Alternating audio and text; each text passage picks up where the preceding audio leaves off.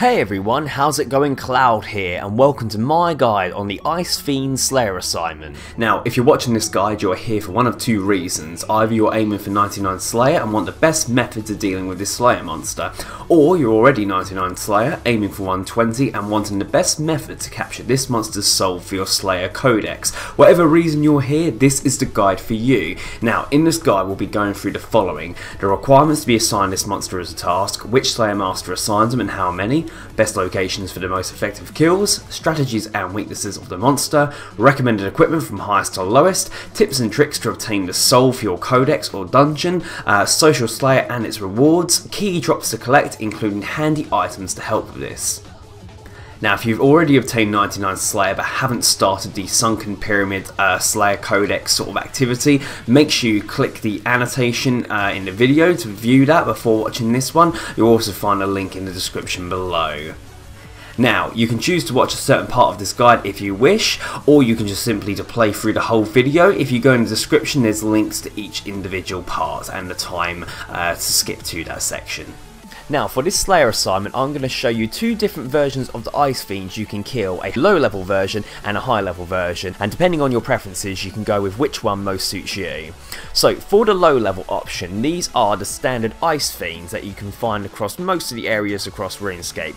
Now the ones we'll be talking about for the easy version are on top of ice mountains, so no Slayer level is required to be assigned them as a task, and no Slayer required item is needed to kill them. Now as for their level, they are level 35, they have 1250 life points, they have a max hit of 100, which is a magic based attack, and they have a weakness to ranged, in particular thrown weapons.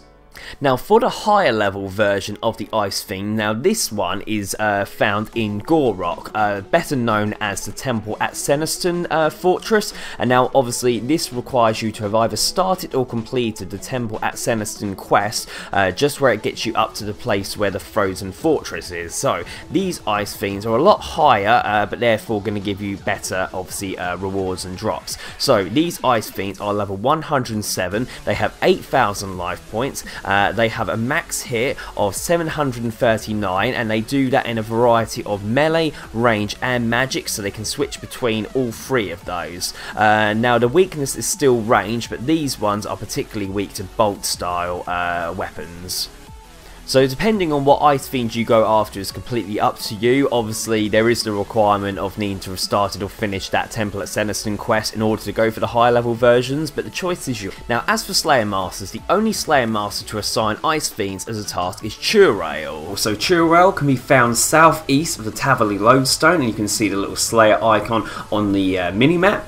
Now, if you completed the Wild Gothic Sleeps quest, Churail will be replaced by Spira, but they both have the same effect. So there's no actual sort of Slayer level required or combat level required to be able to use Churail as a task, and Churail will assign anything between 15 to 50 Icefiends per task.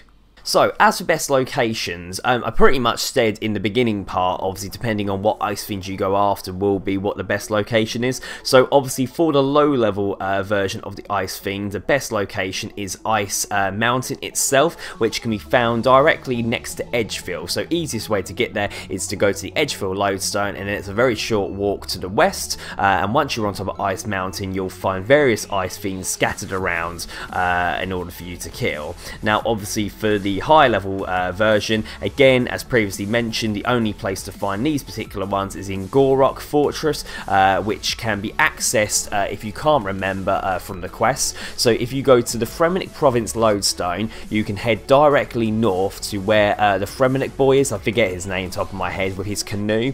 You can travel the canoe to get round to the side of the Frozen Fortress, and you should still have your heat globe on there from the quest, and what you want to do is climb over past the sort of melted snow patch, past the dragons that aren't aggressive, and you navigate yourself around the fortress to get to where the trapdoor is. And once you go down that trapdoor, you'll find various Icefiends and Water Fiends scattered around the dungeon.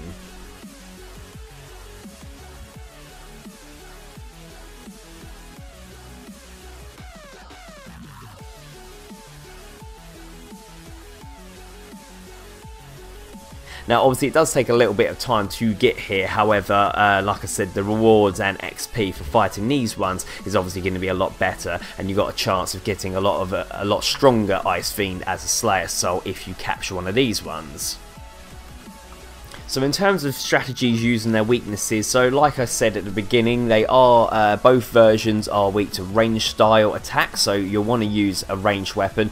Now as I said, the ones on Ice Mountain are particularly weak to thrown weapons, which would be like knives and javelins, but to be honest with you, even if you just stick to a bow, that will be strong enough to kill them, as they're not particularly tough. And obviously the ones in the Gorok Fortress are particularly weak to bolt style range weapons, so I would recommend going for bolts for them, just to give yourself a bit of an advantage to fighting them. Obviously bolts can be used with any crossbows. You can choose to use either a two-handed or a dual wield crossbows. In terms of the actual strategy for both of those, because there's a fair amount of them in both locations and they're spread out, you want to use the multiple hitting abilities such as Ricochet. Just enables you to be able to hit more than once, but obviously take caution in the Gorok Fortress, as they are a lot stronger, and if you've got more than one strong level Ice Fiend fighting against you, they may soon overpower you if you get ambushed, so just obviously have a little bit of caution if using that. Now the likelihood of getting a Slayer's Soul is affected by a few factors, so every kill has a chance of trapping the Slayer's Soul. Now this is affected by your base Slayer level compared to the creature's required Slayer level to kill, so obviously the higher Slayer level you are, the more chance you have of capturing that Slayer monster's soul. So if a Slayer monster only requires level 1 Slayer to fight them, therefore no Slayer requirement, the higher Slayer level you are, you're going to find capturing it quite easy, where if a Slayer monster has a Slayer level of 99, that monster is going to have a lot less chance of dropping the soul in comparison. Now also, being assigned a particular Slayer monster as an assignment will double the chance of obtaining the soul compared to fighting one unassigned, so it is worthwhile trying to get assigned one as a task if you're purposely going after a particular Slayer monster's soul. Now also, being level 120 Slayer further doubles your chance of obtaining a Slayer monster's soul. Just obviously make sure you've got your Ujabti with you in your inventory, so you're able to capture the monster's soul successfully. Now as for recommended equipment, now as both low level and high level versions are primarily weak to range based attacks, the recommended weapons and armor will be that of the range category. So what I normally do is show like a low level, medium level and a high level sort of ranged style equipment, and obviously you can go with which one most suits you. Now with the weapons, obviously they are going to be ranged weapons. Obviously it's up to you what you use against the low level version of the Ice Fiends, even though it is thrown range weapons they're weak against. But for the high level versions, I would definitely go with using bolts and a subsequent crossbow or crossbows, depending if you're doing dual wielding, just to give yourself that more of an advantage. However, like I said, these are only recommendations, so feel free to tweak the setup to your own personal style, and obviously if there's any particular suggestions or tips that you have in terms of equipment, you can leave a suggestion in the comment section below to help everyone else out. So I wanted to quickly talk about Social Slayer for those of you who don't know what that is. So Social Slayer is basically just like a normal Slayer assignment, however you can do it with a friend. So obviously I've been doing that myself with my good friend Thomas, aka Rune Movies, aka Mario Sonic, as we're both going about to obtain all the souls for our Slayer dungeon. Now how you go about doing this is with either your Slayer gem, or if you have a Slayer helmet, if you right click that item you can choose the option co-op options, and then you can invite your friend to join a Slayer party with you. Do note though that once you're in a Slayer party, if you sort of go too far apart from each other or one of you logs out, you will exit the Slayer party and will have to rejoin, so just do take note of that. But basically you'll then, if one of you asks for a Slayer assignment from your respective Slayer master, you'll both share that assignment between the two of you, which is quite handy because some of you will be able to influence what assignments you get. Now obviously the only disadvantage is obviously there'll be less kills between the two of you, do. So for example, if Chirel assigns you 50, best case scenario is you'll have 25 each. But obviously the perks of it is that you'll complete the assignment quicker, which will mean you'll get more Slayer assignment points, but you'll also collect what's known as Slayer co-op points, which can be used for additional rewards. Now, being in a co-op party doesn't affect the chance of getting a soul, so you're not going to be at a disadvantage of doing it. So if you and a friend are both trying to obtain all of your 151 souls, I would recommend doing this as it makes it a little bit more fun. And the rewards you can get from the co-op points are quite good. You have the ability to use food on your partner, you can both share the same protective equipment, there's all different varieties of things you can use, so it is definitely recommended if you're up for that sort of thing. Now, in terms of key drops to collect, so from the low level Icefiends on Ice Mountain, there's a few items that are worth keeping an eye out for. So, believe it or not, they will drop 1 dose Saradomin and Zamorak brews. So actually, if you pick those up and keep combining the doses together, they will actually work out a few thousand coins on the Grand Exchange. They will also drop the Monk's robe, top and bottom, which will get you a few hundred coins from Grand Exchange. And they also drop a variety of runes and arrows as well, and obviously coins. So anything that's stackable or noted is always worth collecting, as it doesn't take up too much of your inventory. And obviously the Icefiends on Ice Mountain will give you 7 Slayer experience for each kill. Now, for the Icefiends in Gorok, so these will obviously drop a lot different drops, and they're going to be a lot more valuable. So again, they will drop similar items to those of its lower level counterparts, but they also drop a variety of uncut gems up to Dragonstone, which is worth collecting, a variety of herbs such as Ranar, Aventoe and Lantodyme, so again worth collecting, a wide variety of runes in high quantity such as death runes and mist runes and blood runes.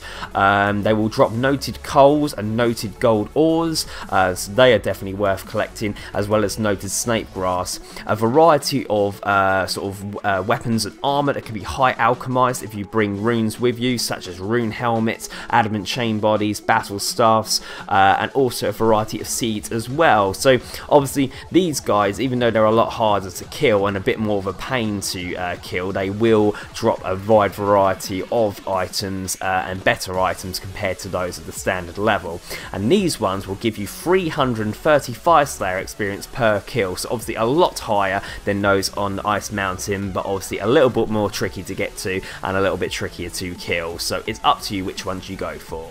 So there we are, that's my guide on the Icefiends Slayer assignments. Now, I know not many of you will be watching this guide due to Icefiends being quite a low level Slayer assignment, but however, I do wish to complete a guide for every single possible Slayer assignment, and obviously those of you who are just starting off may find it worthwhile to watch. So myself and Thomas will be planning to make a guide on every single one of the Slayer monsters that can be assigned as a task, and also every monster that can have its soul obtained, as we're both trying to go for 151 in our codex. So obviously there will be a lot higher level Slayer monsters and higher level guides to come as we get going, but we're just beginning with the low level ones. But if you are looking for more guides, just keep an eye out on my Slayer playlist, which these videos are added to, and more will be coming out as the coming weeks go by.